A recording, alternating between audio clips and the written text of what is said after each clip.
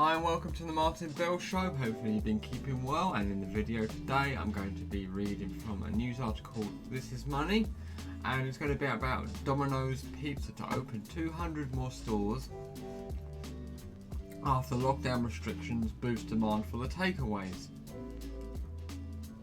So Domino's hopes to achieve sales of 1.6 billion to 1.9 billion in the medium term, so that's a 300 million pounds increase. The chain's UK and Ireland profits climbed to 39.7 million from 2.3 million in 2019. Its website app scored record visitors number during the Christmas period.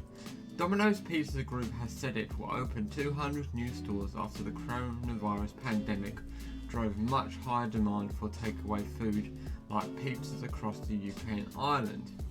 Shares in the UK firm rose from 8.6% to 337 pence today after it revealed its sales in the British Isles rose by 11.4% to 1.35 billion last year, whilst post-tax profits grew to 39.7 million from 2.3 million in 2019. This was despite the chain closing its collection business at the start of the lockdown, spending £9 million on the COVID-19 protection measures for franchisees, and overall order numbers falling by 6%. Domino's sales in the UK and Ireland, right, I read that.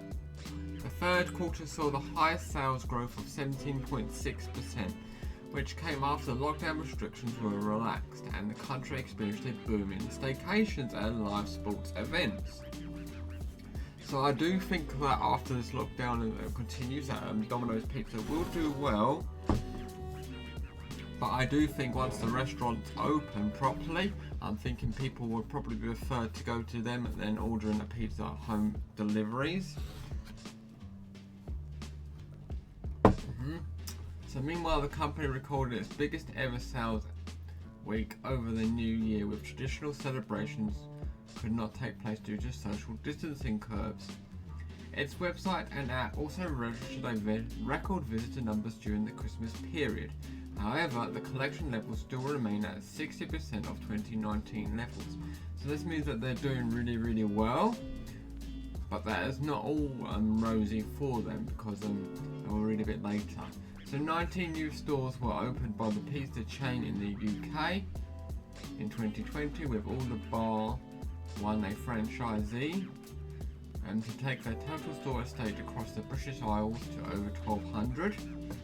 But it's closed operations in Norway and is in the process of exiting Iceland, Switzerland and Sweden due to profitability problems. And the reason being probably is Norway and Iceland probably eat a lot healthier foods than probably the British public and general public of the British Isles do, because they eat a lot of fresh fish as far as I am aware, and healthier foods, and they're probably not as much fan of pizza, but I could be wrong on that. So the sale of its Swedish business expected to be completed in early May, it said. Chief Executive Dominic Paul remarked, "In the first year of Domino's, it has been clear to me that we have granted a great platform to build from, a nuclearly powerful brand, high digital participation and outstanding people and franchisees." I have to say, I do like a good pizza personally. I'm more of a Papa John's type of person. Don't mind the Domino's if there's a Domino's there, but I do prefer Papa John's pizza. Do like pizzas. Yummy. So, saying yes, it's also good that they're also pivoting when they're realising they're not profitable in an area, and they are profitable in other geographical countries, and they're concentrating more on there where they can't seem to make it work in other countries. So it's good that they're strategizing and pulling out of them areas. Our new strategy will enable us to build upon our strengths in both delivery and collection and provide our customers even better quality and value, which will drive continued strong performance. Domino's hopes to achieve sales of 1.6 to 1.9 billion in the medium term from the 200 new stores opening as part of the broader strategy, which also includes turbocharging its collection business, targeting office workers and offering a drive-through collection with 450 stores offering the service by this June this year. Paul told the PA news agency, we're doing it in stores that have a car park or very near a car park. You order on the app, you drive to the store, and then someone will deliver the pizza to your car. So that's very interesting that they can do that, and that sounds like a good idea. Make it the best of the situation during the COVID times. He added that now was the right time to increase and expand the company, and said he had no concerns with the rise of online delivery apps, including Uber Eats and Deliveroo. Ahead of its expected London Stock Exchange listing, Deliveroo revealed yesterday it made £224 million loss last year, even though the number of transactions it processed jumped by 64% to 4.1 billion. So I might have to do a further follow-up video on Deliveroo, but to me that does not sound great. Unless they're building like infrastructural things, and then it was like a one-off large bill. But if it's like a continuation, this thing, and if they're doing that amount of sales and they're not managed to become profitable, and people may have to will reconsider buying them if they when they IPO. So the group is yet to make a profit since it was set up in 2013. Oh, so there we go. It's not even profitable, and it's going on the stock exchange. Personally, I'm only now interested investing in more dividend companies or profitable companies only. I mainly prefer dividend paying companies, as cash flow is very, very important to me. At the moment, I don't really need to spend the money that cash flows out of the company.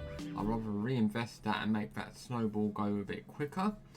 But then again, I don't mind if there's some capital appreciation, but the company should be profitable, if you at least be profitable or on the way to becoming profitable if they're just setting up.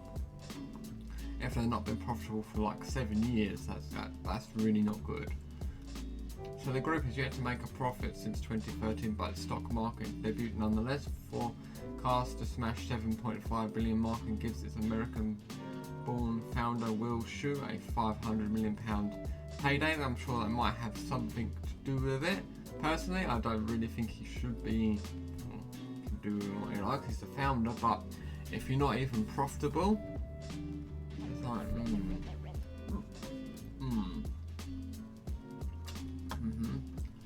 unless they're like some kind of like special options.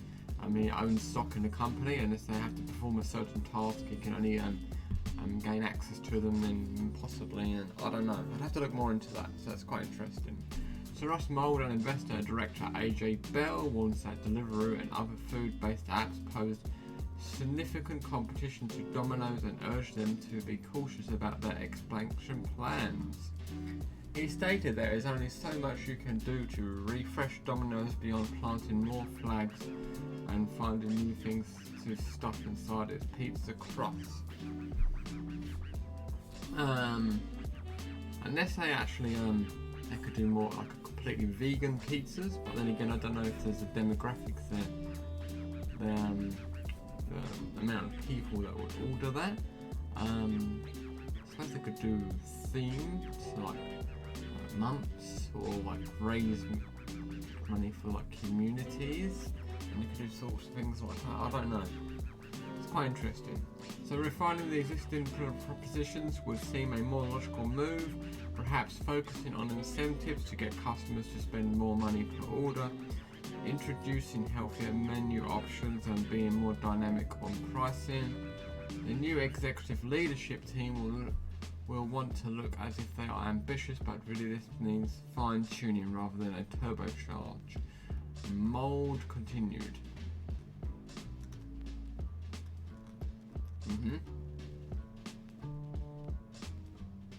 So saying here, please don't contact any of these people if I mention their names in the comment section box below. Yeah, so please leave them alone. So yeah, so it's saying here, Mr. Small, surely after the lockdown has ended, so will the demand across stores will soon close again. As a company that struggled before the pandemic, so I should imagine they will after has gone again. That could be a possibility, is true. Also, my mindset may have shifted as well. So I don't know. But I do think it will drop off. Fast food takeaways, because people will probably want to go to a bit more classier and tastier food than just takeaway food, so that would go out for a meal with a family, or sat down and in front of the TV. So most of them will be on a new housing estate. Okay. Get a pizza stone and make your own. Tastes far better and fraction of the cost, and I totally agree. I would agree with that. I really love making my own pizzas. I've got a book on that, actually.